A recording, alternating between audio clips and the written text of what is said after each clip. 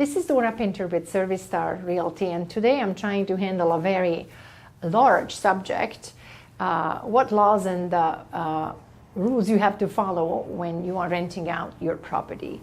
There are so many, but I'm just going to point out a few interesting ones, and at the end of the video tell you where you find all this information and how to catch up fast on that. Fair housing, Fair Credit Reporting, and the Landlord-Tenant Act are the most important laws that you need to be aware of. Fair housing, obviously, you need to treat everybody equally. And I'm not going to go list the 7 classes, protected classes of the Fair Housing Act. Instead, I'm going to tell you that almost everybody who walks in through our door and becoming our tenant, almost everybody falls into one of those categories. So my advice to you is just to be careful and treat every single person equally. And one other thing is not just during the application process, when it's obvious you have written criteria, you have checkpoints, you're making sure that everybody is going through the same criteria.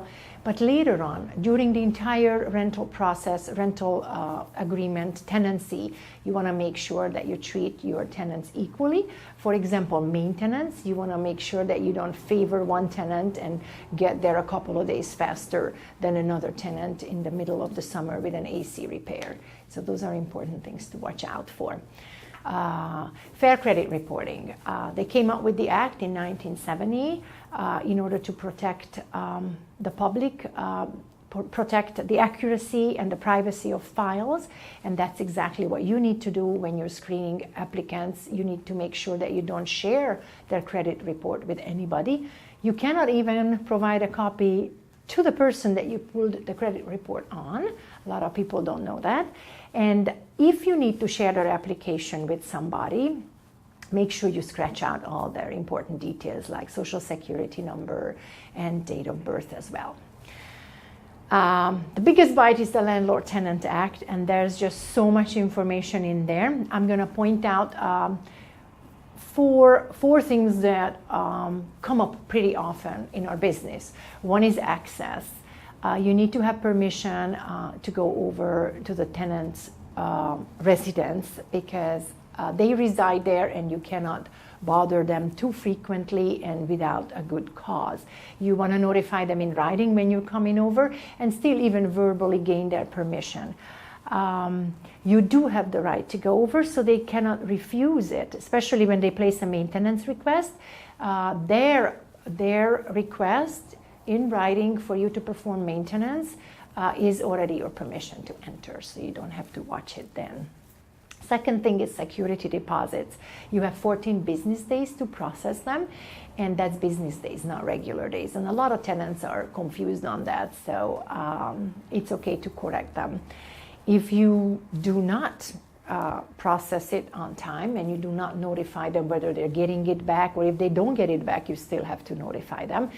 If it goes past the 14 business days, they can actually file suit against you for 3 times the security deposit amount, so you have to be careful.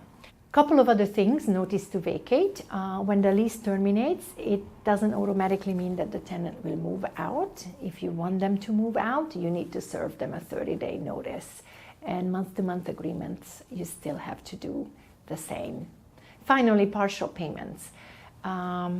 If the tenant is late and you started an eviction process and now they come to you before the court date that they have some of the money, a partial amount, not the full amount, you need to be aware that if you do accept payments from them, you need to start the court process all over again.